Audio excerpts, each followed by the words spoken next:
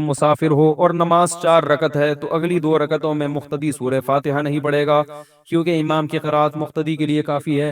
لیکن اب امام تو رہا ہی نہیں، تو اب کوئی قرات نہیں کر رہا، تو پھر سورہ فاتحہ کیوں نہیں پڑھنی چاہیے؟ انجینئر بہت بولتا ہے، انجینئر سے تو میں نے کچھ سوالات کیے ہیں، وہ انشاءاللہ اب اگر اس میں عقل ہوگی تو نہیں بولے گا، وہ سمجھداری ہوگی تو نہیں بولے گا۔ رہا یہ مسئلہ کہ امام 2 رکعتیں پڑھ کے سلام پھیرتا ہے، ہم تیسری اور چوتھی رکعت میں کھڑے ہوتے ہیں اور سورہ فاتحہ نہیں پڑھتے، تو امام کی قرات مقتدی کے لیے کافی ہوتی ہے۔ وہ اس صورت میں ہو کہ امام بھی تو ہو، اب تو امام ہے نہیں نا، تو اب امام ہے، آپ کو لگ رہا ہے کہ نہیں ہے لیکن وہ امام ہے۔ کیوں ہے؟ اس لیے کہ جب امام 2 رکعتیں پڑھتا ہے، ظہر کی 2 رکعتیں پڑھ رہا ہے، تو حکمن اس کی وہ 4 رکعتیں ہی ہیں، کیونکہ شریعت نے اس کی 4 کو سمیٹ کے کیا بنا دیا ہے؟ 2۔ اور آپ اس کے پیچھے جب 4 پڑھ رہے ہو تو پوری نماز آپ ظہر کی امام کے پیچھے پڑھ رہے ہو۔ یہی وجہ ہے کہ آپ کو پوری جماعت کا ثواب ملتا ہے، آدھی جماعت کا ثواب نہیں ملتا۔ کسی کی 2 رکعتیں امام کے پیچھے ہوں اور 2 اپنے طریقے سے ہوں تو وہ آدھی امام کے پیچھے کہلائے گی، آدھی انفرادی کہلائے گی۔ تو اگر آدھی انفرادی کہلاتی یہ والی نماز، تو شریعت پھر آپ کو امام مسافر کے پیچھے نماز پڑھنے کی اجازت نہیں دیتی، بلکہ شریعت کہتی ایسے امام کے پیچھے نماز پڑھو جو پوری 4 پڑھا رہا ہو، کیونکہ پوری 4 رکعتیں جماعت سے پڑھنا واجب ہے۔ بات آ رہی ہے سمجھ میں؟ تو اس سے پتہ چلتا ہے کہ شریعت نے حکمن ہمیں پوری 4 رکعتوں میں امام کے پیچھے ہی سمجھا ہے۔ ہماری 4 امام کی 2 کے برابر ہیں، گویا امام کی 1 رکعت میں ہماری 2 رکعتیں ہو رہی ہیں، اور امام کی اگلی 1 رکعت میں بھی ہماری 2 رکعتیں ہو رہی ہیں۔ حکمن ہم امام کے پیچھے ہی سمجھے جائیں گے۔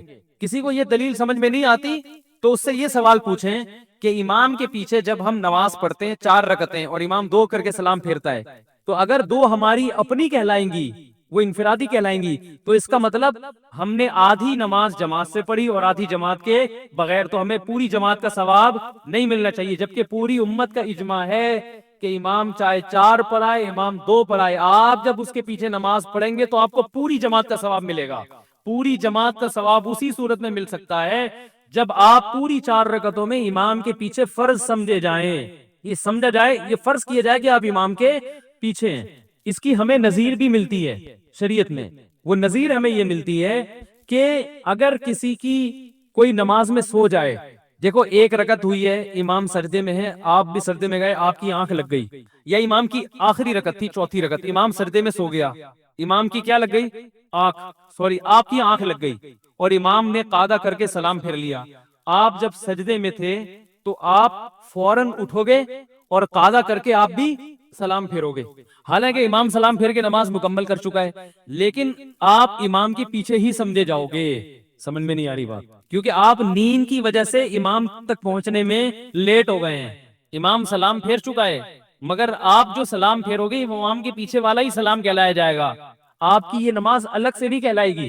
اگر اس کو الگ سے مانے تو نماز ٹوٹ گئی آپ کی۔ کیوں ٹوٹ گئی؟ اس لیے کہ آپ نے تو پوری نماز امام کے پیچھے اقتدا کی تھی، آدھی اپنی آدھی امام کے پیچھے کی اقتدا آپ کی، بولو بھائی، نہیں تھی۔ اب لوگ اس سے پتہ کیا کہیں گے؟ عقلی باتیں کر کے یہ مسئلہ سمجھا رہے ہیں، حدیث سے کوئی حوالہ نہیں دیا۔ لوگ اس پہ کمنٹس کریں گے مفتی صاحب نے حدیث سے کوئی حوالہ نہیں دیا۔ حدیث سے حوالہ دینا آپ کے ذمے ہے، سمجھ رہے ہو؟ کیونکہ ہمیں قرآن و سنت سے، صحابہ کے عمل سے، تابعین سے یہی پتہ چلتا ہے کہ جو امام کے پیچھے 4 رکعتیں پڑھے گا اور امام 2 پڑھے گا، یہ پوری نماز امام کے پیچھے ہی شمار ہوگی، لہذا پوری جماعت کا ثواب ملے گا۔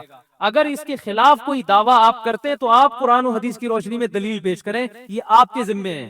مجھ پر آپ یہ تانا نہیں دے کہ عقلی باتیں کر رہا ہے، آپ جو باتیں کر رہے ہیں وہ نہ عقل سے ہے نہ قرآن و حدیث سے، نہ اس پاس عقل سے کوئی دلیل اور نہ قرآن و حدیث سے کوئی دلیل۔ سمجھ میں نہیں آ رہی بات؟ اس کی مثال بالکل ایسے ہے جیسے یہ لوگ کہتے ہیں نا قضاء عمری کی کوئی حدیث سے دلیل پیش کرو کہ ایک آدمی 20 سال کی نمازیں قضا کرے گا، قضاء عمری میں یہی ہوتا ہے نا۔ تو میں ان سے کہتا ہوں کہ نماز جب قضا ہو جائے تو محض توبہ سے معاف ہو جائے گی، قضا کرنا ضروری نہیں ہے۔ آپ اس پر قرآن و حدیث سے کوئی دلیل پیش کرو، کیونکہ ہمارے پاس جو مثالیں قرآن اور سنت سے ملتی ہیں، نبی کی نماز جب بھی قضا ہوئی ہے توبہ کو کافی نہیں سمجھا گیا، قضا بھی پڑھی گئی ہے اور توبہ بھی کی گئی ہے، استغفار بھی کیا گیا ہے۔ اب یہ آپ کا دعویٰ ہے کہ 20 سال جب نمازیں ہو جائیں گی تو وہ معاف ہیں، توبہ سے، یہ تو آپ حدیث پیش کرو نا، آپ کے ذمہ جو دعویٰ کرتا ہے حدیث پیش کرنا اس کے ذمہ، کہ نمازیں جب تھوڑی تھیں تو قضا کرنا ضروری، جب زیادہ ہو گئی تو قضا ضروری نہیں ہے۔ یہ کہاں سے نکالا آپ نے مسئلہ؟ نماز تو نماز ہے بھائی، جب قرضہ آپ کے ذمے کسی کا ہوگا، چاہے وہ حقوق العباد کا قرضہ ہو چاہے وہ حقوق اللہ کا قرضہ، تو حقوق العباد میں بھی قرضہ بھی ادا کرنا ضروری اور معافی مانگنا بھی ضروری، حقوق اللہ میں بھی اللہ کا قرضہ ادا کرنا بھی ضروری اور معافی مانگنا بھی ضروری۔ حدیث میں آتا ہے دین اللہ احق ان یقضى، اللہ کا دین، اللہ کا قرضہ اس بات کے زیادہ لائق ہے کہ اس کو ادا کیا جائے۔ نہیں یاری بات سمجھ، تو یہ اللہ کا قرضہ ہے جو نمازیں آپ کے ذمہ رہ رہی ہیں، تو قرضہ بھی ادا کریں گے اور وقت پہ ادا نہ کرنے کا جو گناہ ہوا اس سے توبہ بھی کریں گے۔ تو ہم نے عقلی دلیل بھی دے دی، حدیث سے بھی۔ آپ کہتے ہیں کہ یہ عقلی باتیں کر رہے ہیں، اصل میں نہ آپ کے پاس حدیث ہے اور نہ کھوپڑی ہے، بے وقوفوں والی باتیں کرتے ہو آپ بیٹھ کے ممبروں پہ۔ چاروں ائمہ کا مذہب ہے کہ نماز قضا ہو جائے، اس پر پوری امت کا اجماع ہے کہ وہ صرف توبہ سے معاف نہیں ہوتی، جان کر قضا کی ہو یا بھولے سے کی، چاروں کا اجماع ہے۔ صرف امام احمد ابن حنبل اس کے قائل ہیں کہ نماز جان کر قضا کر دی تو صرف توبہ کافی ہے، لوٹانا ضروری نہیں ہے۔ لیکن اس کی بیس یہ نہیں ہے جو آپ کی بیس ہے، اس کی بیس یہ ہے کہ وہ کہتے ہیں جو نماز جان کر قضا کر دے وہ کافر ہو گیا۔ اب جب کافر ہو گیا تو باقی نمازیں جب چھوڑے گا تو حالت کفر میں چھوڑے گا، اور کافر جب اسلام قبول کرتا ہے تو نمازوں کی قضا ضروری نہیں ہوتی، کیونکہ اس پر واجب ہی نہیں ہے نا نماز۔ جبکہ آپ تو مسلمانوں کی بات کر رہے ہیں، آپ اس کو مسلمان مان کر کہہ رہے ہیں کہ وہ نماز قضا کرے، یہ کہیں کسی کا بھی مذہب نہیں ہے، کسی کا بھی قول نہیں ہے، اجماع امت کے خلاف ہے۔ تو پوری امت کے اجماع کے خلاف دعویٰ، اور حدیث بھی پیش نہیں ہے، اور حدیث کا مطالبہ کس سے شروع کر دیا؟ ہم سے۔ یہ لفاظی ہے جو مارکیٹ میں بہت اسپیڈ سے چل رہی ہے۔ تو یہ جو شوشے چھوڑے گئے ہیں نا آج کل نماز قضا، لوگ کہتے ہیں اس میں حرج ہے 20 سال کے، اور شریعت میں حرج نہیں ہے۔ حرج جب ہوتا ہے جب 20 سال کی نمازیں ہم کہہ رہے ہوتے ایک دن میں پڑھو، حرج بھی خود بیٹھ کے بنا لیا، ٹھیک ہے نا۔ 20 سال کی نمازیں 20 سال میں پڑھو بھائی، 40 سال کی نمازیں 40 سال میں پڑھو۔ ہم کب کہہ رہے ہیں ایک ہی دن میں کمپلیٹ کرو؟ تو 40 سال کی نمازیں 40 سال میں نہیں پڑھ سکتا۔ تو زکوٰۃ آپ وقت پہ ادا نہ کرو، بعد میں ادا کرنی ہے۔ روزہ نہ رکھو، عدتم من ایام اخر، قرآن کہہ رہا ہے بعد میں پورے کرنے پڑیں گے۔ صرف حائضہ عورت کو اجازت دی گئی ہے شریعت میں کہ وہ نماز جب چھوڑے گی تو وہ قضا نہیں کرے گی، اور اس کی بھی وجہ یہ ہے کہ اس پر قضا سرے سے واجب ہی نہیں ہے، یعنی نماز واجب ہی نہیں ہوئی، لیکن اس میں بھی اللہ نے روزے میں قضا کا حکم دے دیا۔ حالانکہ حائضہ عورت پہ روزے کی قضا واجب اصولی لحاظ سے نہیں ہونی چاہیے تھی، کیونکہ اس پہ روزہ واجب ہی نہیں تھا۔ ارے جس عورت کو حیض آتا ہے اس پہ روزہ واجب ہی نہیں ہوتا تو قضا کہاں سے واجب ہو؟ لیکن اللہ نے رکن کی اتنی رعایت کی، اللہ نے کہا روزہ پھر بھی رکھنا پڑے گا بعد میں۔ نماز میں چھوٹ اس لیے دے دی کہ وہ تعداد اس کی زیادہ ہوتی ہے، سمجھ رہے کہ نہیں سمجھ رہے؟ حالانکہ حائضہ پہ تو نماز واجب ہی نہیں ہوئی تھی، پھر بھی جو ہے نا اس کو نماز میں صرف چھوٹ دی جا رہی ہے کیونکہ واجب ہی نہیں ہوئی تھی، روزے میں پھر بھی چھوٹ نہیں دی جا رہی۔ اور آپ کہہ رہے ہو روزہ بھی معاف جو جان کر قضا کر دے، نماز بھی معاف، حالانکہ نماز اس پر واجب بھی ہوئی ہے اور روزہ بھی اس پر واجب ہوا ہے۔ تو میرے بھائی توبہ بھی کرنی پڑے گی اور وہ قضا بھی پیش کرنی پڑے گی اللہ کے۔ اور رہا مسئلہ حرج کا، یہ آپ کا بنایا ہوا ہے، تو عقلی باتیں خود کرتے ہیں بے وقوفوں والی، اور الزام ہم پہ لگاتے ہیں عقلی دلیل لیتے ہیں ان کے پاس قرآن و سنت۔ آپ کے پاس کون سی دلیل ہے؟ آپ کوئی ایک حدیث پیش کر دیں کہ مسافر کے پیچھے نبی نے حکم دیا کہ جب نماز پڑھو تو بقیہ 2 رکعتوں میں بھی مسافر سورہ فاتحہ پڑھے گا۔ آپ کے پاس ایسی کوئی حدیث نہیں ہے۔ تو ہمارے پاس اتنا حدیث سے پتہ چلتا ہے کہ جو شخص امام 2 رکعت پڑھا رہا ہو، مقتدی جب اس کے پیچھے 4 پڑھے گا تو وہ چاروں جماعت سے ہی کہلائیں گی، اور جماعت سے کہلانا اس وقت تک ممکن نہیں ہے جب اس کو 4 رکعتوں میں امام کی اقتداء میں فرض نہ کیا جائے۔ تو یہ فرض کیا جا رہا ہے شریعت کے کہنے پر، اور آپ عقل استعمال کر کے کہہ رہے ہو کہ جب امام گھر چلا گیا تو یہ تو اپنی پڑھ رہا ہے، تو یہ آپ عقل استعمال کر رہے ہو قرآن و سنت کے خلاف۔ نہیں یاری بات، ہم آپ کی عقل کو قرآن و سنت کے تابع لے کر آ رہے ہیں۔ ایک مثال دے کے سمجھاتا ہوں میں، دیکھو حدیث میں آتا ہے، بہشتی زیور میں ایک مسئلہ لکھا ہوا ہے، خوب اچھی طرح سمجھے، بس یہ آخری مسئلہ ہے، باقی مسائل اگلی دفعہ میں۔ بہشتی زیور میں ایک مسئلہ لکھا ہوا ہے کہ شوہر پاکستان میں، بیوی امریکہ میں، ان کا نکاح ہو گیا، 1 سال کے بعد یا 6-7 مہینے کے بعد بچہ پیدا ہو گیا، تو یہ بچہ ثابت النسب ہے، ولد الزنا نہیں کہلائے گا۔ یہ فقہا لکھتے ہیں، فقہ حنفی میں بھی ہے، آئی بات سمجھ میں؟ حالانکہ میاں بیوی کا ملاپ ہوا ہی نہیں ہے، بھئی یہ امریکہ میں وہ پاکستان میں، فون پہ نکاح ہوا اور 8-9 مہینے میں بچہ پیدا ہو گیا۔ ایک صاحب آئے میرے پہ بہشتی زیور پہ اعتراض کرنے لگے کہ یار یہ کیسے ہو گیا، یہ ثابت النسب کیسے، اس کو باپ کا کیسے کہیں گے، یہ تو ناجائز بچہ ہے۔ تو پھر وہ اعتراض کرنے لگے فقہ حنفی میں پاگلوں والی باتیں لکھی ہوئی ہیں، بہشتی زیور غلط ہے، قرآن حدیث کے بالکل خلاف ہے۔ میں نے کہا میرے بھائی اصل میں امام ابو حنیفہ نے بہت عقل استعمال کی ہے، لیکن وہ عقل جو قرآن و حدیث کے خلاف تھی وہ استعمال نہیں کی، وہ آپ استعمال کر رہے ہو، اس لیے آپ کو بہشتی زیور کے مسئلے پر اعتراض۔ حدیث میں آتا ہے الولد للفراش وللعاہر الحجر، بچہ اس کا ہوگا جس کے بستر پہ پیدا ہوگا. بستر کا مطلب جس کی بیوی کے ہاں پیدا ہو. یہ کنایا ہے. ایک صحابی نے زمانے جاہلیت میں زنا کیا تھا کسی عورت سے. جب بچہ پیدا ہوا تو شکل زانی سے مل رہی تھی. وہ آ گئے دعویٰ کرنے کے لیے کہ میں نے زمانے جاہلیت میں اس عورت سے زنا کیا تھا, لہذا یہ بچہ میرا ہے, مجھے دے دو. حالانکہ وہ میرڈ تھی, شادی شدہ تھی, ان کے شوہر تھے. آپ نے فرمایا الولد للفراش, بچہ اس کا جس کے بستر پہ پیدا. بستر سے مراد یعنی جس کی بیوی کے ہاں پیدا ہوا ہو. بستر تو کنایا ہوتا ہے نا, کہ جس کی بیوی کے پیدا ہوگا اسی کا ہوگا, اور جو زنا کرنے والا وہ محروم رہے گا. بات آ رہی ہے سمجھ میں؟ تو اللہ کے نبی نے حقیقت کو نہیں دیکھا کہ حقیقت میں کس کا ہے. اسلام میں حکم یہ ہے کہ میاں بیوی کی جب شادی ہوئی تو 6 مہینے کے بعد جب بچہ پیدا ہوگا, کیونکہ 6 مہینے کم سے کم مدت ہے حمل کی, تو ہم یہی کہیں گے کہ یہ میاں بیوی کا ملاپ ہوا ہے اور بچہ ان کا ہی ہے. سمجھ میں آ رہی ہے بات؟ کیونکہ ایسے تو شک کا دروازہ کھل جائے گا نا. بچے تو کبھی گھنگریالے وال ماں باپ دونوں کے بال سلکی ہوتے ہیں, بچے کے اسپرنگ جیسے وال ہوتا ہے بعض دفعہ. ایسے تو شک کا دروازہ کھل جائے گا, وہ کہے گا یار یہ تو بالکل کچھ اور لگ رہا ہے. اسلام نے شک کا دروازہ, بھائی جس کی بیوی کے بچہ پیدا ہوگا تو شوہر کے کھاتے میں ڈالا جائے گا. تو میں نے کہا یہ عقل کے خلاف ہے مگر قرآن و سنت کے خلاف نہیں. تو آپ امام حنیفہ کی چونکہ قرآن حدیث کو زیادہ سمجھتے تھے نا, اس لیے انہوں نے کہا کہ حدیث میں یہ نہیں ہے کہ حقیقت میں, ورنہ حقیقت میں تو نبی گواہ طلب کرتے نا ان سے. کیا خیال ہے؟ قیاس ماہر جو قیافہ شناس ہوتے ہیں ان کو بلایا جاتا کہ دیکھو شکل کس سے مل رہی ہے. ایسی کوئی بات نہیں نبی نے کی. نبی نے فرمایا جس کے بستر پہ پیدا ہوا اسی کا ہے, بس دیٹس آل, ختم. تو اس لیے فقہا کہتے ہیں نکاح جب ہو گیا, بچہ پیدا ہوگا تو یہ شوہر کے کھاتے میں آپ کا ہے. اب آپ کہہ سکتے ہیں یہ میاں امریکہ میں ممکن ہے چھپ کے ملاقات کی ہو, اس بچے سے ہم یہ فیصلہ کریں گے کہ ان کی ملاقات ہوئی ہے, یہ کم بخت جھوٹ بول رہے ہیں کہ ہماری ملاقات نہیں ہوئی. آئی بات سمجھ میں؟ نہیں, ڈی این اے ٹیسٹ نہیں. الولد للفراش, بچہ اس کا جس کے بستر پہ پیدا ہوا. ہم یہ کہیں گے جھوٹ بول رہے ہیں چاہے وہ قسمیں اٹھا لیں. آئی بات سمجھ میں؟ ہاں, اگر شوہر یہ سمجھتا ہے کہ میری بیوی سے ملاقات ہوئی نہیں ہے, ناممکن ہے, میں کبھی گیا ہی نہیں, تو شوہر کو یہ حق ہے کہ وہ یہ بولے کہ یہ میرا نہیں ہے. بہشتی زیور میں یہ بھی لکھا ہوا ہے جو انہوں نے پڑھا نہیں. شوہر کو یہ رائٹ ہے کیونکہ وہ جانتا ہے کہ میرا ہے یا نہیں. شوہر کو یہ رائٹ ہے کہ وہ یہ بولے کہ یہ میرا نہیں ہے. لیکن شریعت اس دعوے کو اتنے آرام سے قبول نہیں کرتی. شریعت کہتی ہے تم نے جو یہ کہہ دیا کہ میرا نہیں ہے, اس کا مطلب تم یہ کہہ رہے ہو کہ تمہاری بیوی نے زنا کیا ہے. زنا کیا تو 4 گواہ لے کر آؤ. نہیں ہے بات. تو اسلام نے یہ شک و شبوک کے دروازے کیا کر دیے ہیں؟ بند. بھائی شادی کے بعد جب بچہ پیدا ہوگا تو ثابت النسب ہی ہوگا. شوہر کو شک ہے نا تو شوہر الزام لگا دے میرا نہیں ہے, میں تو ملا ہی نہیں, میرا ہے ہی نہیں. تو جب آپ کا نہیں ہے اس کا مطلب آپ کیا کہہ رہے ہو, بیوی کیا ہے؟ زانی ہے. زانی ہے تو 4 گواہ لے کر آؤ. تمہارا الزام لگایا آپ نے, 4 گواہ نہیں ہے آپ کے پاس, تو پھر آپ لعان کریں گے عدالت میں جا کے, 4 قسمیں اٹھائیں گے کہ اللہ کی قسم میری بیوی نے زنا کیا ہے, یہ بچہ میرا نہیں ہے. 5ویں دفعہ میں آپ کہیں گے کہ مجھ پر اللہ کا کل کی لعنت ہو اگر میں جھوٹ بول رہا ہوں, یہ لعان ہوگا.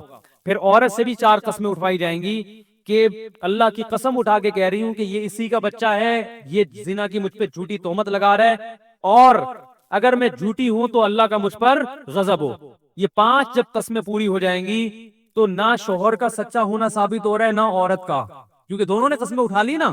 پھر عدالت کیا کرے گی, دونوں کے نکاح کو ختم کر دے گی, اور اس بچے کو نہ تو ولد الزنا کہا جائے گا کیونکہ زنا کا کوئی ثبوت ہمارے پاس نہیں ہے, اور اس کو ماں کی طرف منسوب کر دیا جائے گا کیونکہ شوہر اس کی نفی کر رہا ہے. یہ قرآن سے ہمیں پتہ چلتا ہے. اور اگر عورت مان لے کہ میں نے زنا کیا تھا, وہ قسم نہ اٹھائے, تو پھر بچے کو ولد الزنا قرار دیا جائے گا اور عورت کو رجم کی سزا دی جائے گی. اس پروسیس کے بغیر بچے کی نفی اسلام میں ممکن نہیں ہے. اور میں نے کہا آپ جو بے وقوفانہ باتیں کر رہے ہو بہتی زیور کے بارے میں, جو آپ بتا رہے ہو کہ کیسے ہو گیا, بس ایسے ہی کہ امریکہ میں اور وہ جاپان میں کیسے ہو گیا, میں نے کہا اس کا مطلب آپ کہہ رہے ہو بیوی زانی ہے تو زنا کی تہمت تو لگاؤ, تو پھر تو شریعت میں زنا کی خالی پیلی کی تہمت آپ نہیں لگا سکتے, وہ اس پروسیس سے گزرنا پڑے گا. 4 گواہ لے کر آؤ. وہ کہے میرے پاس گواہ نہیں ہے, تو لعان آپ نہیں کر سکتے. لعان کون کرے گا؟ شوہر. صرف شوہر کو رائٹ ہے لعان کرنے کا, شوہر کے علاوہ کسی اور کو لعان کا حق نہیں ہے. تو آپ چپ کر کے بیٹھ جاؤ, بہشتی زیور میں جو لکھا ہے قرآن حدیث کی روشنی میں لکھا ہوا ہے. آئی بات سمجھ میں؟ ٹھیک ہے. تو میں تبھی کہتا ہوں یہ لوگ جو بہشتی زیور پہ اعتراض کرتے ہیں میرے سامنے بتاؤ تو میں ان کو بتاؤں گا قرآن اس کے مطابق کیا ہے, اور یہ اپنی عقل استعمال کر رہے ہوتے ہیں قرآن و حدیث کے خلاف. تو بچے کی نفی کا حق صرف شوہر کو ہے, لیکن شوہر اتنے آرام سے نفی نہیں کر سکتا, چاہے بیوی جاپان میں ہو, انڈونیشیا میں, مریخ پہ ہی کیوں نہ ہو. وہ بہت سے لوگ ہوتے ہیں نا، کہتے ہیں یار شادی ہوئی ہے وہ بچی مریخ پر، وہ یہ کیسے ہوگی، تو چاند پہ گیا ہوا تھا میں ان دنوں میں، تو بچہ کیسے ہوگا؟ ہم کہیں گے ٹھیک ہے، یا تو مانو تمہارا بچہ ہے، انکار کرو گے تو اس پروسیس سے گزرنا پڑے گا۔ تبھی علماء کہتے ہیں کہ آج اگر کسی شادی شدہ خاتون کے بچہ پیدا ہو گیا تو شوہر نفی کر ہی نہیں سکتا، کیونکہ ہماری عدالتوں میں لعان کا قانون ہے ہی نہیں، اور یہ عدالت ہی کر سکتی ہے لعان، عام آدمی کو لعان کا حق نہیں۔ آئی بات سمجھ میں؟ لہذا آج تو لعان کا آپشن بھی کیا ہو گیا، کیونکہ عدالت کو رائٹ ہے، عام آدمی نہیں جرگہ لگا کے قسمیں اٹھوا سکتا ہے، یہ حکومت کو حق حاصل ہے، حکومت اپنی ذمہ داری پوری نہیں کر رہی، تو اب شادی شدہ عورت کے جب بھی بچہ پیدا ہوگا تو وہ آپ کو ماننا پڑے گا کہ یہ میرا ہی ہے، آپ اس کی نفی نہیں کر سکتے۔ سمجھ رہے ہو کہ نہیں سمجھ رہے؟ تو اس لیے پہلے سے ہی پاک دامن عورتیں تلاش کیا کرو شادی کے لیے، تاکہ ان چیزوں کی نوبت آئے ہی نہیں۔ پاک دامن عورت سے اس زمانے میں پاک دامن عورت سے نکاح کی اہمیت پہلے سے بھی بڑھ گئی ہے۔ تو یہ اعتراضات کرتے ہیں، خود الٹی سیدھی عقل استعمال کرتے ہیں اور ہمیں یہ تانے دیتے ہیں۔ تو یہ قضائے عمری جو انہوں نے اڑا دی نا، یہ اپنی عقل استعمال کر کے اڑائی ہے، اس پر ان کے پاس کوئی قرآن حدیث سے دلیل نہیں ہے۔ کہہ رہے ہیں تو اتنا بڑا مجرم ہے، جان کر قضا کی ہے، تو جان کر قضا کی ہے تو اور بڑا مجرم ہے، اس کو تو نماز بالکل معاف نہیں ہونی۔ جب بھولے سے جو قضا ہو جائے اس کو نماز توبہ سے معاف نہیں ہوتی، تو جان کر قضا کرنے والے کے، ایک آدمی غلطی سے آپ کے پیسے کھا گیا بھولے سے، اس کو یاد ہی نہیں تھا آپ کے پیسے دینا، تو جب آپ اس سے پیسے مانگو گے تو اس کی ذمہ داری یہ پیسے لوٹائے اور سوری بھی کرے۔ اور جو جان کر کھا گیا ہو، جو بھولے سے کھائے ہو نا، اس میں تو پھر بھی آپ کو کہ چلو اب کھا گئے یار کوئی بات نہیں معاف کر دیا، لیکن جو جان کر کھا کے بیٹھا ہو اس کو تو آپ کہو گے بھائی معافی کے ساتھ ساتھ ڈبل کر کے لوں گا میں، ایسا ہوتا ہے نا۔ تو جو جان کر نماز قضا کرے گا اس کے تو معافی بھی مانگنی ہے اور نماز کی ادائیگی بھی زیادہ ضروری ہے۔ تو جو اس کے خلاف بات کرتے ہیں وہ بلا وجہ کی عقل استعمال کر رہے ہیں، غلط عقل، اور قرآن و سنت کے خلاف عقل، اجماع امت کے خلاف عقل استعمال کر رہے ہیں۔ میں اللہ تعالیٰ سے دعا کرتا ہوں کہ اے اللہ وہ بات زبان سے کہلوا دے جس کی لوگوں کو زیادہ ضرورت۔ کبھی اللہ ہر بیان میں چار شادیاں نکلوا دیتا ہے۔ بات خواتین بہت زیادہ تعداد میں ہیں، پریشان ہوں گی، میں اس ٹاپک پر بیان نہیں کروں گا۔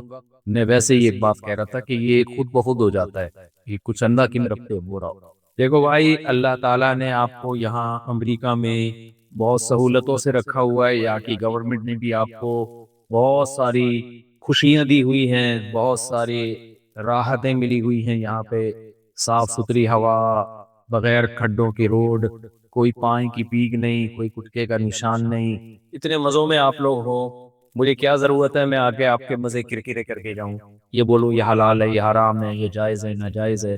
پھر بھی میں آ گیا، اور میرا یہ دوسرا سفر ہے امریکہ کا، اور اس دوسرے سفر کا آج آخری بیان ہے۔ پھر کبھی آنا ہوا تو پھر انشاءاللہ کر لیں گے، لیکن آج میں اتنا خوش ہوں، میں ان سے کہہ رہا تھا کہ یار آخری بیان ہے، میری بیانات کی چھٹی ہو جائے گی، میں سکون میں آ جاؤں گا۔ انسان کے ذمے جو کام ہوتا ہے نا وہ کام اس کو بوجھ لگتا ہے، جو کام ذمے میں نہیں ہوتا وہ بوجھ نہیں لگتا، بس یہ انسان کی نیچر ہے۔ تو خوشی ہو رہی ہے کہ آج بیان کے بعد میری بیان کی چھٹی ہوگی، کوئی مزید کوئی بیان نہیں ہے، واپسی ہے، پھر سفر ہے اور مزید۔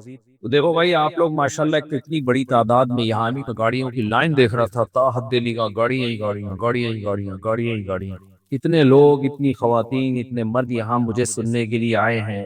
ظاہر ہے میری شخصیت کو سننے کے لیے نہیں آئے، میں کوئی پروگرام پیش کر رہا ہوتا نا یہاں بیٹھ کے، کوئی انٹرٹینمنٹ کا، تو آپ کہتے، لوگ کہتے ہیں مفتی صاحب چٹکلے سناتے ہیں۔ بھائی چٹکلے ہم بیچ میں سنا دیتے ہیں، بیان ہمارا چٹکلے نہیں ہوتا، چٹکلوں کے لیے تو یوٹیوب پر آپ کو بہت سارے لوگ مل جائیں گے۔ تو کوئی جذبہ ہے آپ کے اندر، کوئی دین کی کچھ رمق ہے، اللہ کی تھوڑی سی کچھ محبت ہے جو آپ کو یہاں کھینچ کر لائی ہے، ورنہ یہ ہو نہیں سکتا۔ آپ پاکستانی، آپ امریکی، آپ پڑھے لکھے، ہم غریب غربا، ہم کھڈوں کے عادی، آپ بغیر کھڈوں کے سفر کرتے ہو، تو کوئی بظاہر کوئی جوڑ نہیں ہے۔ بہت سے لوگوں کی قومیں مختلف، زبانیں مختلف، کوئی تو جذبہ ہے جو اتنی ساری خواتین، اتنے سارے مرد اکٹھے ہو گئے، وہ جذبہ کیا ہے؟ بھئی آپ کے ذہن میں یہ ہے کہ مفتی صاحب آئے ہیں، کچھ اللہ رسول کی بات کریں گے، یہی ہے نا؟ اس کا مطلب کچھ اللہ رسول سے محبت ہے۔ یہ محبت ہلکی چیز نہیں ہے، خدا کی قسم یہ محبت اتنی بڑی نعمت ہے، یہ تہجد سے، نماز روزے سے افضل ہے، نماز روزہ اس کے بعد ہے۔ آج کچھ نوجوان ملنے کے لیے آئے دوپہر، بڑی دور سے، بڑی محبت پہ اظہار کر رہے تھے، میں نے ان کو ایک نصیحت کی، وہ میں آپ سے بھی کرتا ہوں۔ دیکھو علماء سے محبت ہمیشہ قائم رکھو، اس لیے کہ علماء سے محبت کسی لالچ کی بیس پہ نہیں ہو سکتی۔ کسی مولوی سے کسی کو محبت ہو، کسی لالچ کی بیس پہ یہ ممکن نہیں ہے. بھائی محبت ہوتی ہے, کچھ پیسہ ملے گا, تو مولانا لوگ تو الٹا چندہ لے رہے ہوتے. مجھ سے محبت اس لیے ہو سکتی ہے سید مفتی صاحب ہماری شادی کرا دیں, وہ بھی میں نے اعلان کیا ہوا ہے میں شادیاں صرف کرتا ہوں, کراتا نہیں ہوں, اب تو وہ بھی ہو گئی ہے. تو کسی بھی عالم سے جس کی نسبت دین کے علم کی طرف ہو, اس سے محبت یہ ایمان کی علامت ہے. آج بہت لوگ علماء کو برا بلا کہتے ہیں, ہم جب سوشل میڈیا پہ جاتے ہیں ایک مایوسی ہوتی ہے, لیکن جب سفر کرتے ہیں تو مایوسی ختم ہوتی ہے. بھائی اتنے لوگ علماء سے محبت کرتے ہیں, اتنے لوگ کرتے ہیں, وہی تو وجہ ہے. اتنے کل کا جو بیان تھا سین فرانسسکو میں, اتنے ایجوکیٹڈ لوگ تھے اس میں, اتنی اپر لیول کے پڑھے لکھے لوگ تھے, ایسے بیچارے زمین پہ بیٹھے رہتے, نیچے ان کو بیسمنٹ میں تہخانے میں بٹھایا ہوا, خواتین اتنی تھی, مسجد پوری خواتین سے بھر گئی. تو یہ میری کوئی فضیلت نہیں ہے, میری کوئی عزت نہیں ہے, یہ اصل میں عزت ہے اسلام کی. ہم منسوب ہو گئے اسلام کی طرف تو اللہ نے لوگوں کے دل میں ایک محبت ڈال دی ہے, ورنہ یہ عزت اصل میں کس کی ہے؟ اسلام کی عزت. یہ عزت دنیا میں کسی مذہب کو حاصل نہیں ہے, کسی مذہب کو حاصل نہیں. ہندو لوگ کمنٹس کر رہے ہوتے ہیں یہ مولوی لوگ جاپان جا رہے ہیں, کبھی یہ مولانا امریکہ جا رہا ہے, کبھی یہ مولانا ہانگ کانگ جا رہا ہے, کبھی یہ مولانا لوگ فلانی جگہ جا رہے ہیں. ہندوؤں کے کمنٹس میں پڑھتا ہوں, کہتے ہیں یہ مولانا کے پاس اتنا پیسہ کہاں سے آتا ہے, ہر تھوڑے دن میں پہنچا ہوا ہوتا ہے یہ, اور اتنے گھر بھی چلا رہا ہے. تو جب ان کو کوئی بتاتا ہے نا بھائی ان کو اسپانسر کیا ہے, جنہوں نے بیان رکھوایا انہوں نے کہا ہے کہ آنے جانے کا, میرے بیان کے کوئی پیسے نہیں ہوتے, یہ ذہن میں رکھے. اسپانسر کا یہ مطلب نہیں ہے کہ ہر بیان پہ مجھے لفافہ مل رہا ہے, ایسا کچھ نہیں ہے. البتہ ظاہر ہے جو آنے جانے کا بہت دفعہ ایسا ہوتا ہے میں خود خرچہ اٹھا لیتا ہوں, بعض دفعہ ایسا ہوتا ہے, بہت دفعہ ایسا بھی ہوتا ہے, بلکہ زیادہ تر تو ایسا ہی ہوتا ہے, یہ جو بیان کے لیے بلا رہے ہیں وہ آنے جانے کا انتظام کر دیتے ہیں. تو ہندو لوگ اس پہ کہتے ہیں یہ کیسے ہو سکتا ہے, how is it possible. English بھی میں سیکھ رہا ہوں یہاں پہ, مجھے لگ رہا ہے کہ نہ میں اردو کراؤں گا نہ انگلش کراؤں گا, دونوں کی ٹانگیں توڑ رہا ہوں اب میں. تو جب ان کو جواب دیا جائے مسلمان یہ کرتے ہیں تو دنیا حیران ہوتی ہے کہ یار مسلمانوں میں اتنا ظرف ہے کہ کسی کو خرچے پہ بلا کے اس سے نصیحت سنے. یہ ایسا ہی ہے جیسے آپ ابا کو 50 روپے دو, ابا مجھے نصیحت کرو. ایسا بچہ دیکھا آپ نے کہیں؟ بھائی ابا جب آپ کو نصیحت کرتے ہیں اچھے لگتے ہیں برے لگتے ہیں؟ ابا سب سے زیادہ برے لگتے ہی اس وقت ہیں جب تو سمجھا رہے ہو بیٹھ کے. یار ابا کا کام ہے ہر وقت سمجھانا. ابا ہر وقت, ہم کالج میں پڑھتے تھے, ایک نوجوان نے کہا یار میرے ابا ہر وقت نصیحت کرتے رہتے ہیں, تو دیر سے کیوں آ رہا ہے, تو جلدی کیوں نہیں اٹھ رہا. تو دوسرے نے کہا ابے تو نے ایسے ابا پالے ہوئے کیوں ہیں. ابے کو یار کیا سکھایا جا رہا ہے ادب تمیز, تو نے ایسے ابا پالے ہوئے کیوں. مجھے بڑی حیرانی ہوئی یار باپ کے بارے میں عجیب الفاظ استعمال کر رہے ہیں. تو ابا نصیحت کرتے ہوئے بالکل بھی اچھے آپ لوگ کو بولنا پڑے گا منہ سے بھائی نہیں لگتے. ابا سب سے برے لگتے ہی اس وقت سے جب سمجھا رہے ہو, اس وقت اچھے لگتے ہیں جب پیسے دے رہے ہو, یا جہاں آپ شادی کرانا چاہ رہے ہو وہاں کرا رہے ہو. یہ دو کام کے وقت ابا اچھے لگتے ہیں, اس کے علاوہ ابا سے زیادہ برا کوئی نہیں لگتا, خاص طور پہ جب وہ نصیحت کرتے ہیں. کمال کی بات ہے اسی نصیحت کے لیے آپ علماء کو بلاتے ہیں, جہاز میں اڑ کے آ جاؤ, پھر اتنا جوش و خروش, اب ہمیں نصیحت کرو. بھائی کوئی تو بات ہے, یہ اسلام کے زندہ ہونے کی دلیل ہے. تو میں ہندوؤں سے اور دوسرے مذہب والوں سے بولتا ہوں بھائی یہ ہمارا کمال نہیں ہے, یہ کس کا کمال ہے؟ اسلام کا. یہ 1400 سال پہلے ایک پیغمبر آئے تھے, امی تھے, نہ لکھنا جانتے تھے نہ پڑھنا جانتے تھے, انہوں نے ندا لگائی. کیا خوبصورت. آپ سورہ آل عمران کا رکوع پڑھو, ان فی خلق السماوات والارض واختلاف اللیل والنہار لآیات لأولی الالباب. آپ لوگ سین فرانسسکو میں رہتے ہیں جو سائنس ٹیکنالوجی کا ہب سمجھا جاتا ہے. آپ کائنات میں جب غور کرتے ہیں کسی اور اسٹائل سے غور کرتے ہیں. قرآن کہتا ہے اس زمین اور آسمان کے بننے میں, دن اور رات کے عدلنے بدلنے میں, کائنات کی ایک ایک چیز کو اٹھا کے دیکھو گے اس میں تمہیں بڑی بڑی نشانیاں نظر آئیں گی, لیکن یہ ہر شخص کو نظر نہیں آئیں گی, یہ صرف عقل مندوں کو نظر آئیں گی. نشانی کسے کہتے ہیں بھائی؟ سائن کو, علامت کو. علامت وہ چیز ہوتی ہے جسے دیکھ کے کسی دوسری چیز کا وجود سمجھ میں آئے. آپ سے کسی نے پوچھا سورج نکلا ہوا ہے, آپ نے کمرے کے اندر بیٹھے بیٹھے کھڑکی میں جھانک کے دھوپ کو دیکھ کے بتا دیا ہاں نکلا ہوا ہے. اگلا کہتا ہے کمبخت تو نے سورج کو دیکھا تو ہے نہیں جا کے, تو یہاں بیٹھے بیٹھے اتنے یقین سے کیسے کہہ رہا ہے کہ سورج نکلا ہوا ہے؟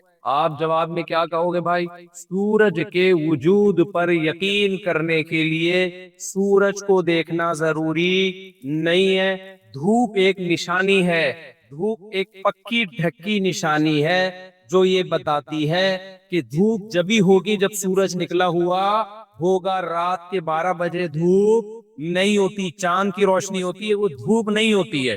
तो धूप देखकर कर सूरज के होने का 100% हमें यकीन हो जाता है।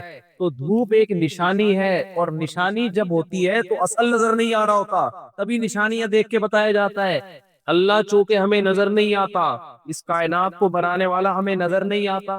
अल्लाह कहते हैं जैसे सूरज को देखना मुश्किल, सूरज के वजूद के लिए धूप देख लेना काफी है। इसी तरह माँ कान अली बशरिन, किसी बशर की ये ताकत नहीं है कि मुझसे बराह रास्त हम कलाम हो। ला तुदरिकुहुल अबसार, किसी इंसान की ये मजाल नहीं है कि मेरे जलाल को देखकर वो मेरे जलाल को देखकर बर्दाश्त कर ले। इसलिए अल्लाह ने अपने वजूद को, अपने होने को साबित करने के लिए इस कायनात में निशानी नहीं, बेतहाशा निशानियां बिखेर दी हैं। एक धूप एक ऐसी निशानी है जिसे देख के हम सूरज के होने का यकीन बोलो कर ले। दूसरी किसी निशानी की हमें जरूरत नहीं होती। अल्लाह कहते हैं एक निशानी से तुम सूरज के होने का यकीन कर लेते हो, तो मैंने इस कायनात में करोड़ों अरबों निशानियां पैदा की हैं, उनको देखकर मेरे होने का यकीन क्यों नहीं कर लेते? समझ में बात आ रही है कि नहीं आ रही है? इन्न फी खल्क़िस समावाति वल अर्दी वख्तिलाफिल लैली वन नहारी लआयातिन लिउलिल अलबाब, अक्लमंदों के लिए एक नहीं बेतहाशा निशानियां हैं। हर निशानी बताएगी कि कोई पैदा करने वाला है, ये कायनात खुद बखुद नहीं बनी है। सूरज खुद कैसे बन गया भाई? इतना ईंधन, इतनी एनर्जी फेंक रहा है, पता नहीं कितने लाखों, कहते हैं एटमी धमाके हो रहे हैं सूरज के अंदर। एक एटम बम बनाने में कितना टाइम लगा था, उसके बाद धमाका करने में कितना मुश्किल काम है। सूरज से कितनी एनर्जी निकल रही है, और जमीन सूरज के विरुद्ध घूमे चली जा रही है, घूमे चली जा रही है, पता नहीं करोड़ों सालों से ऐसा घूम रही है, ऐसा तैर रही है। कुरान कहता है कुल्लुन फी फलकी यस्बहून, चल नहीं रही है, तैर रही है। जब तैरती है कोई चीज तो स्मूथली तैरती है, वो झटके नहीं आते। कभी हमें कोई झटका आया? 307 दिनों में एक सूरज की गिर चक्कर मुकम्मल, और अपने गिर 24 घंटे में।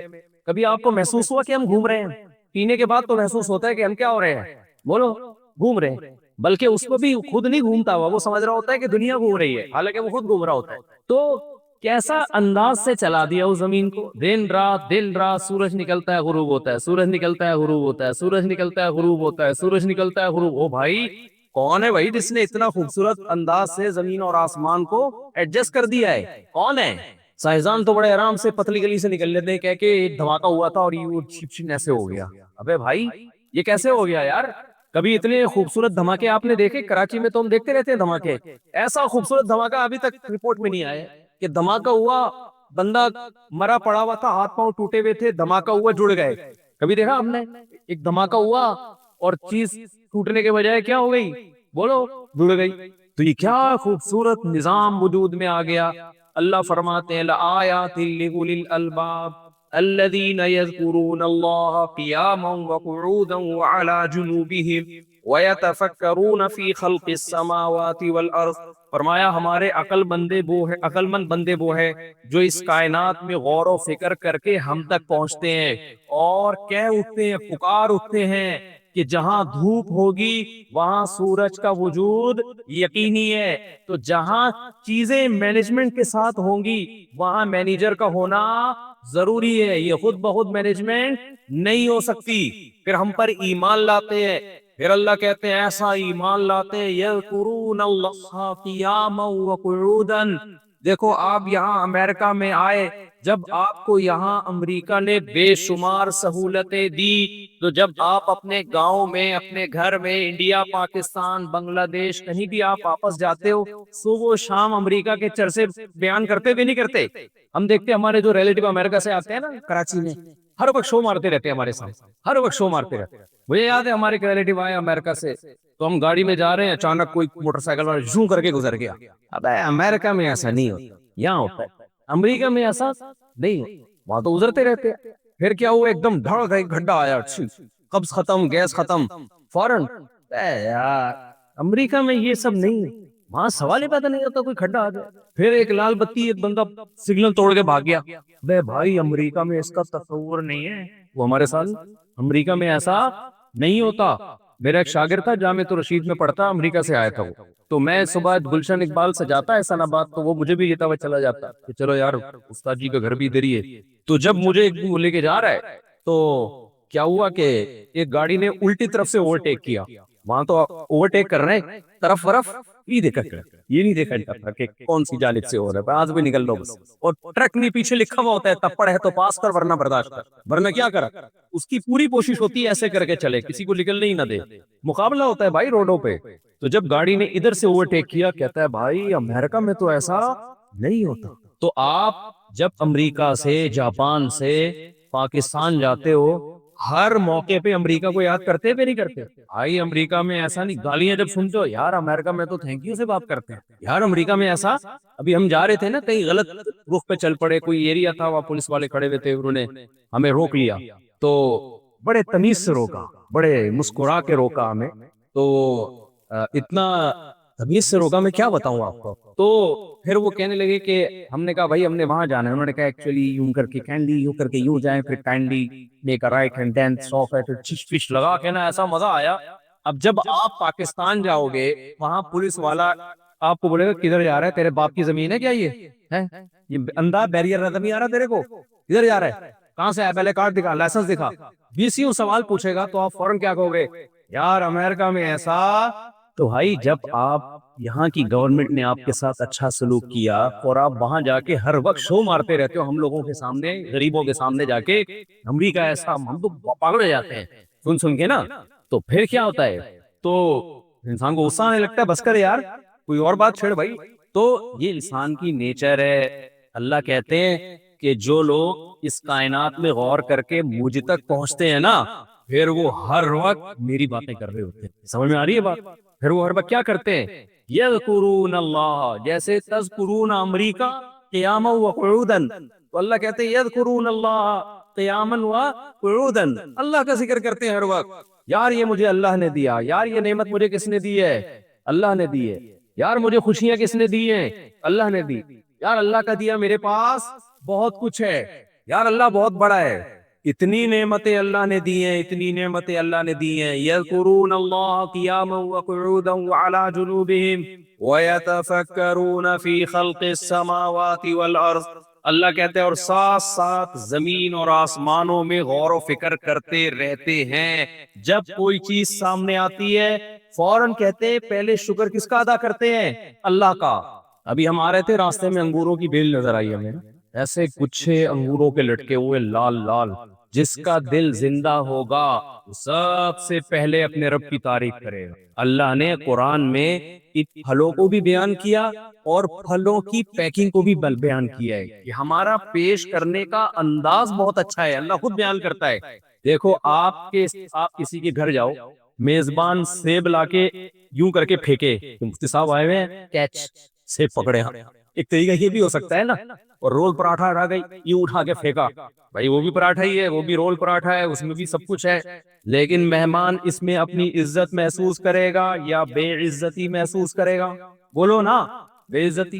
لہذا مہمان کے سامنے پیش کرنے کے بھی آداب ہوتے ہیں. بھائی ایسے پیش کر, سامنے لا کے رکھ دینا ہے, اور بہت زیادہ تکلف ہے تو سر پہ کھڑے ہو جانا ہے. ابھی میں نے پرسوں کسی کو ڈانٹ لگائی ہے بہت زیادہ, مطلب یہ میں نے کہا نہیں بھائی سب یہ پی کھا لیں, نہیں بھائی مجھ سے سب یہ کولڈ ڈرنک, نہیں بھائی صاحب یہ, میں نے کہا بس کر جا بیٹھ جا یار, میرا کیوں خون پی رہا ہے یار آرام.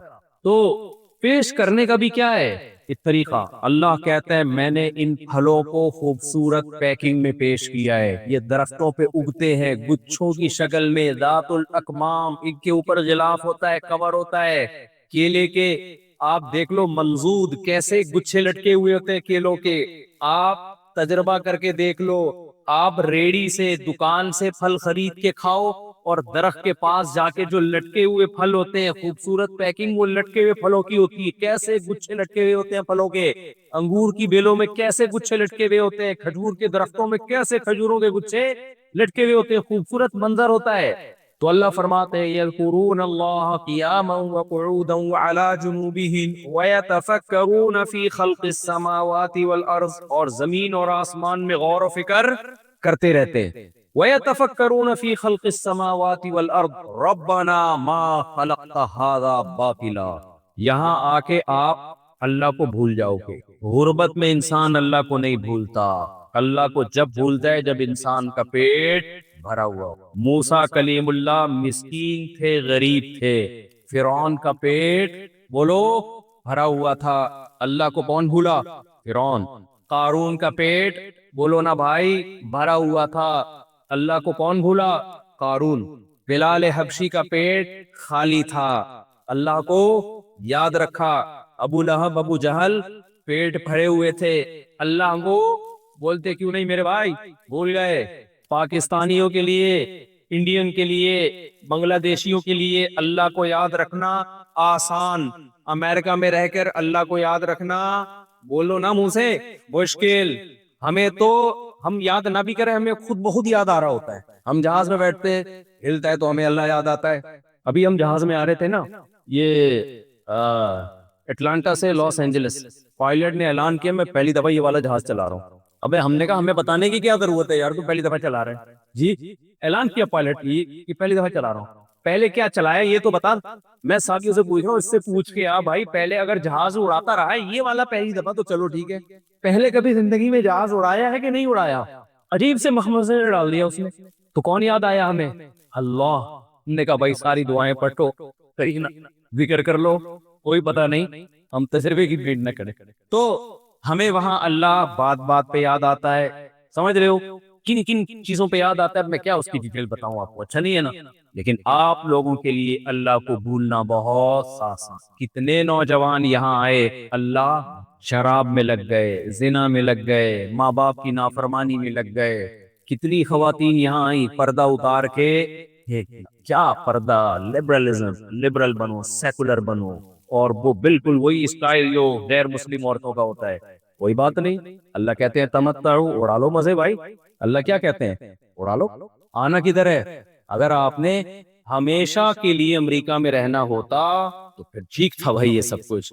اللہ کہتا ہے دیکھو پاکستان میں رہو، انڈا موڑ پہ رہو، پٹیل پاڑا پہ رہو، گندے نالے پہ رہو، یا آپ سان فرانسسکو میں رہو، یا آپ لاس اینجلس اور کیلیفورنیا میں رہو، آپ نے بالآخر گھوم پھر کر آنا پھٹے پہ ہے۔ پھٹا سمجھتے ہو؟ جنازے کا پھٹا۔ آنا گھوم پھر کے کہاں ہے؟ پھٹے پہ۔ اس کے بعد جانا کہاں ہے؟ قبر کے اندر۔ قبر اندر سے نہ امریکہ لگتی ہے، نہ جاپان لگتی ہے، نہ انڈا مور لگتی ہے، نہ گندا نالا، نہ پشاور، نہ کوئٹہ۔ اندر سے ساری خبریں بولو ایک جیسی ہوتی ہیں، ایک جیسی خبریں ہوتی ہیں۔ تو اللہ نے فرمایا کہ ہمارے نیک بندے جو ہے نا، جب وہ امریکہ جاپان میں رہتے ہیں جا کے، تو اللہ کی نشانیاں تو بھائی یہاں بھی ہیں، پاکستان میں بھی ہیں، مسجد میں بھی ہیں، مدرسے میں بھی ہیں، بیت اللہ میں بھی ہیں، ہر جگہ ہیں۔ تو اللہ کہتے ہیں یہ ہماری نشانیوں کو دیکھ دیکھ کے ہمیں یاد کرتے رہتے ہیں۔ اور کیا کہتے ہیں؟ کافر کیا کرے گا؟ کافر کہے گا بس دیکھو انجوائے کرو۔ کافر کیا کہے گا؟ بھائی کافر کہتا ہے خدا کی، گاڈ کی نشانیاں دیکھو۔ بہت سے تو گاڈ ہی کو نہیں مانتے، بس یہ خود بخود ہے، اور جو گاڈ کو مانتے ہیں وہ او مائی گاڈ زبردست، گریٹ، ایسے ایک انگوٹھا بنا دیا، پسند دیا ہے تو بنا دیا۔ تو اس سے آگے نہیں بڑھتا کافر۔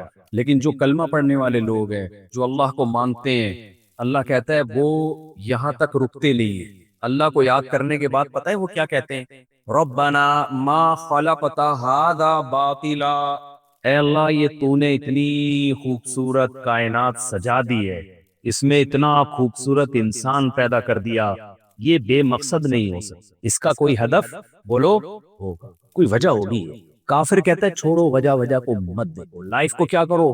انجوائے، شراب پیو، گرل فرینڈ، دوستیاں، جو بھی انٹرٹینمنٹ میں جو چیز رکاوٹ بنے اسے راستے سے ہٹا دو۔ بھائی آپ گاڑی میں زوم کر کے جا رہے ہو، راستے میں ایک درخت کا تنا پڑا ہوا ہے، آپ کیا کرو گے؟ اس کے اوپر سے جاؤ گے یا راستے سے ہٹاؤ گے اس کو؟ ہٹا یار اس کو، اس پہ کیا بحث کس نے رکھا ہے؟ یہ بھائی آپ کے سفر میں یہ چیز رکاوٹ بن رہی ہے، منزل میں رکاوٹ بن رہی ہے، تو اسے راستے سے ہٹایا جائے گا۔ تو جب آپ کی منزل دنیا پرستی ہوتی ہے، عیش ہوتی ہے، تو اس عیش میں جو چیز رکاوٹ بنتی ہے آپ اس کو کباب میں ہڈی سمجھ کے ہٹا دیتے ہو۔ بے وقوفی کا کام ہے یا عقل مندی کا کام ہے؟ بولو نا، عقل مندی کا کام ہے۔ بھائی آپ کی منزل میں جو چیز رکاوٹ بنے گی اسے کباب میں ہڈی سمجھ کے کیا کر دینا چاہیے؟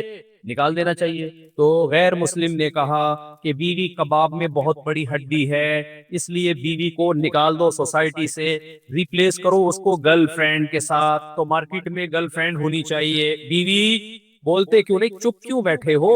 نہیں ہونی چاہیے۔ جملہ مکمل کیا کرو میرے بھائی تاکہ مجھے پتا چلے۔ گرل فرینڈ ٹینشن نہیں ہوتی، بیوی کیا ہوتی ہے؟ ایک گورے سے کل کوئی بتا رہا تھا، کسی ہم نے پوچھا کہ تم لوگ شادی کیوں نہیں کرتے، گرل فرینڈ کیوں رکھتے ہو؟ اس نے کہا تم شادی کیوں کرتے ہو، گرل فرینڈ کیوں نہیں رکھتے؟ اعتراض تو ہمیں تم پر ہے۔ تو پھر وہ گورا طنز کرنے لگا، بھائی دیکھو میرے بچے گرل فرینڈ سے ہیں، تمہارے بچے بیوی سے ہیں، میرے ساتھ گرل فرینڈ گھر میں رہتی ہے، تمہارے ساتھ بیوی گھر میں رہتی ہے، تو دونوں میں فرق کیا ہو گیا؟ دونوں میں فرق کیا ہو گیا؟ اس مسلمان نے بتایا بھائی اس کے حقوق زیادہ ہیں۔ تو اس نے کہا میں بلا وجہ اپنے ذمہ حقوق کیوں ڈالوں؟ جب ہم مزے سے رہ رہے ہیں تو ٹینشن پالنے کی کیا ضرورت ہے؟ اور ان کے یہاں تو ڈیورس میں اور بڑے مسائل ہیں۔ تو لہذا انہوں نے کیا کیا بھائی، یہ چیز کباب میں ہڈی بن رہی ہے، بیوی کباب میں کیا بن رہی ہے؟ ہڈی۔ اسی طرح عورت نے بھی کہا شوہر کباب میں بہت بڑی ہڈی ہے، جب شوہر ہوگا تو اس کے حقوق، اور اسلام نے جو حقوق بتائے وہ تو بہت زیادہ حقوق ہیں۔ بوائے فرینڈ کے کوئی حقوق بولو نہیں ہوتے۔ پاکستان میں اتنے حقوق ہوتے ہیں کہ ایزی لوڈ وغیرہ وہ کروا کے دیتا ہے، یہاں تو سنا ہے وہ بھی نہیں ہے۔ پاکستان میں بوائے فرینڈ کے حقوق پھر بھی تھوڑے سے، بوائے فرینڈ پہ کچھ ذمہ داریاں آتی ہیں، 500 کا بیلنس ڈال دو، 1000 کا بیلنس ڈال دو، اب نیا موبائل آیا پرانا والا دیکھیے، اتنے چل رہے ہیں وہاں پہ۔ یہاں تو سونا ہے یہ والے بھی نہیں، گرل فرینڈ بھی اپنے خرچے پہ، بھائی اپنا بیلنس بھی خود ہی ڈالو۔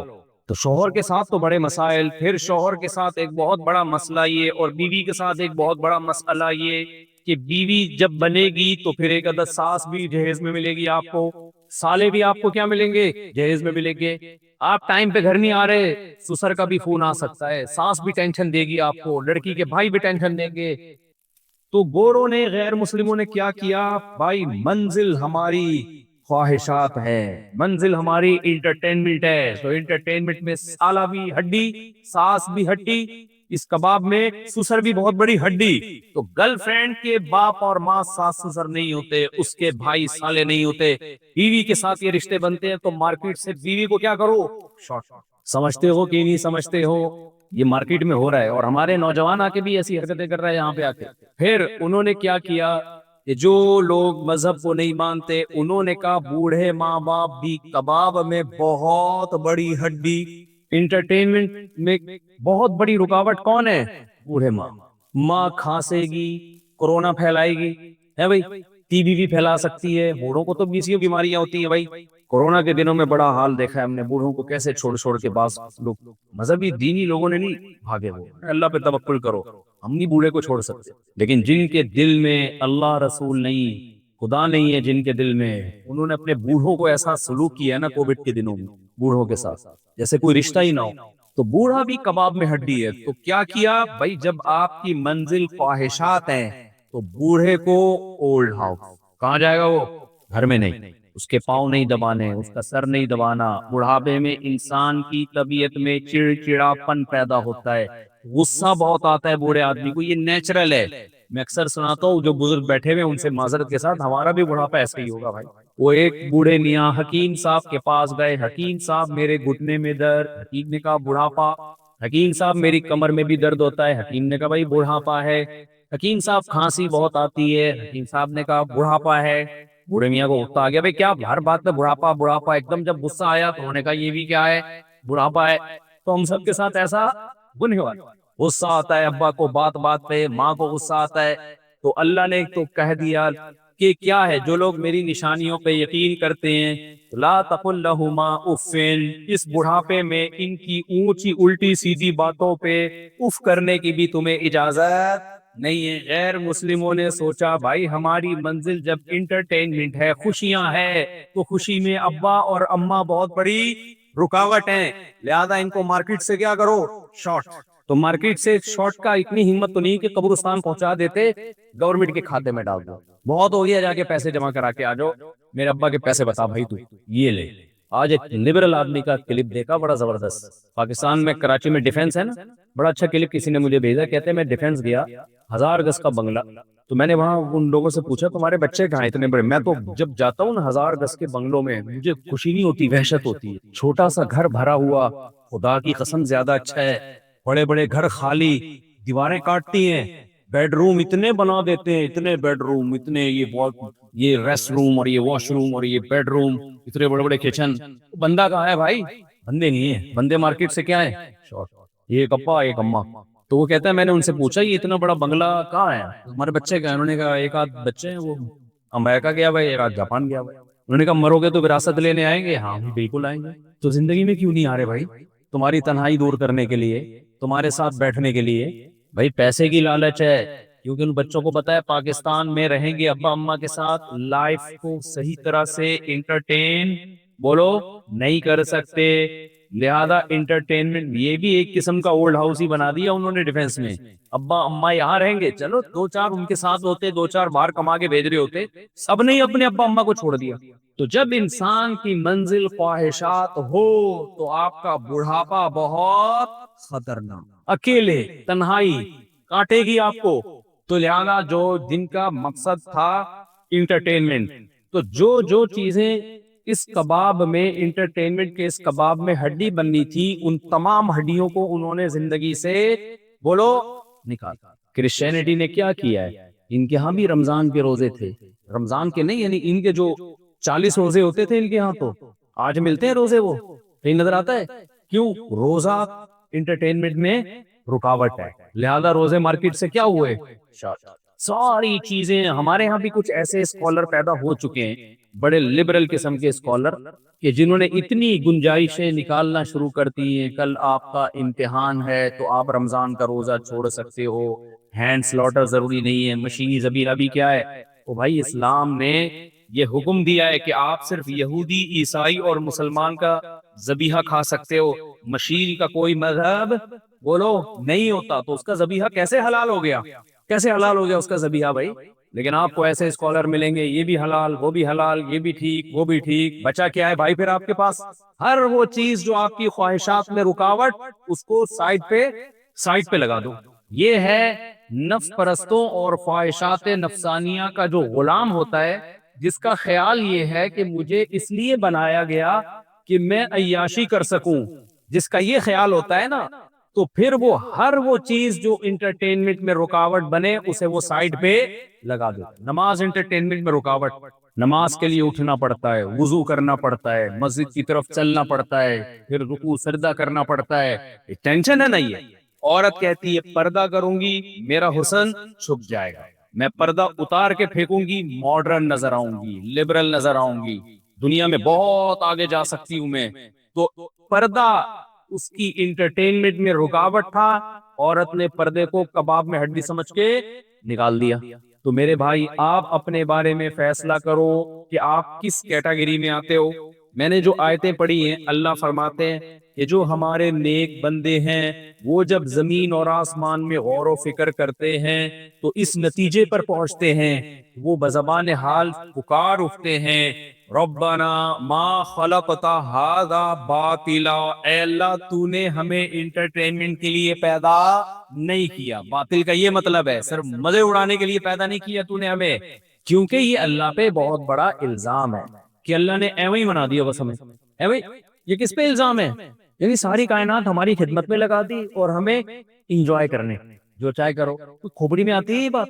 امریکہ آ کے آپ کو اتنی عقل نہیں آئی؟ کوئی انڈا موڑ کا آدمی یہ بات کرے تو سمجھ میں آتی ہے بھائی۔ آپ امریکہ میں رہتے ہو، آپ کو اتنا لوگ کہتے ہیں اتنے امریکی لوگ ذہین ہوتے ہیں، تو آپ اتنی بڑی بیوقوفی اور حماقت کی بات کرنے لگو کہ خدا نے سب کچھ ہمارے لیے بنایا اور ہمیں صرف کھیلنے کودنے کے لیے اور لائف کو انجوائے کرنے کے لیے۔ یہ کھوپڑی میں آتی ہے بات؟ بولو نا۔ اس لیے اللہ کہتے ہیں ہمارے بندے وہ ہماری نشانیاں دیکھ کر ہم تک پہنچتے، وہ دیکھتے ہیں۔ ان لکم فی الانعام لعبرہ، ہمارا رب کیسے سوکھا چارہ گائے کو کھلاتا ہے اور تھوڑی دیر میں چکنا گاڑھا دودھ نکال دیتا ہے اس سے. اتنی بڑی مشینری اس نے بھینس اور گائے کے اندر فٹ کر دی ہے. ایسی مشینری جو اب تک جاپان اور فرانس کے اور امریکہ کے سائنسدان، یہاں ٹیکنالوجی کا ہب ہے یہ سین فرانسسکو، یہاں تک اب تک کوئی ایسی مشین ایجاد ہوئی. میں آج گوگل کے آفس ہو کر آیا، آج میں فیس بک کا جو مین مرکز ہے پوری دنیا کا وہ دیکھ کر آیا. میں نے تلاش کیا کوئی ایسی مشین ہو، ادھر سے گھاس ڈالو اور ادھر سے دودھ نکلے. اب تک کی رپورٹ کے مطابق اتنے بڑے بڑے سائنٹسٹ سائنسدان ایسی کوئی مشین ایجاد بولو نہیں کر سکے. ہمارے رب نے ہم پر کتنا بڑا احسان کیا. اللہ اگر ہمیں دودھ پلانے کے لیے حکم دیتا کہ گائے کو بادام کھلاؤ گے، چکنی چیز کھلاؤ گے، فیٹ کھلاؤ گے تو وہاں سے فیٹی دودھ نکلے گا، تو میرے بھائی ہمارا دودھ خود زیادہ نکل جاتا اور بھینس کا دودھ ہم کم نکالتا. کیا خیال ہے؟ دودھ والے کا اپنا دودھ زیادہ نکل جاتا ہے. وہ کہتا ہے مجھے اتنی مہنگا پڑ رہا ہے دودھ، اس کو بادام کھلاتا ہوں کم وقتوں میں اور وہاں سے دودھ نکالتا ہوں، کیونکہ بادام میں آئل ہے، پستے میں تیل ہے، تیل کھلا کے تیل نکالنا، گھی نکالنا سمجھ میں آتا ہے. اللہ نے کہا وہ چیز ان جانوروں کو تم کھلاؤ گے جو سب سے سستی، جو انسانوں کے کھانے کی نہیں ہے. ابھی میں نے یہاں دیکھا نا پہاڑوں پہ گھاس لگی ہوئی ہے، گائے چر رہی تھی، اس گائے کو کھا رہی تھی. میں نے کسی بھی انسان کو نہیں دیکھا کہ وہ گھاس کھا رہا ہو، کسی کو بھی نہیں دیکھا میں نے. اتنی سستی چیز ہے. اللہ نے کہا کہ اس کو کھلاؤں گا، اس سستی ترین چیز، سوکھی ترین چیز جس کو رگڑنے میں تیل اور گھی کا ایک قطرہ بھی نہیں ہے، وہ جب تم اس کو کھلاؤ گے تھوڑی دیر میں چکنا گاڑھا دودھ نکال دو. پھر اس دودھ کو گرم کرو، اتنی موٹی ملائی، پھر اس کو پروسیس سے گزارو، اتنا سارا گھی نکلتا ہے کہ نہیں نکلتا؟ بھائی یہ ساری خدمتیں کس کی ہو رہی ہیں؟ انسان کی ہو رہی ہیں.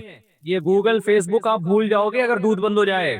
ٹیکنالوجی ماند پڑ جائے گی اگر آسمان سے بارش برسنا بولو نا بند ہو جائے. ہم کیا کرتے ہیں جب آپ لوگ یہاں سین فرانسسکو میں رہتے ہو نا، آپ کہتے ہو یار اتنی ٹیکنالوجی، ایسی ترقی، کیا ضرورت ہے اللہ کی؟ کیا اللہ کہاں سے بیچ میں آ گیا ہے؟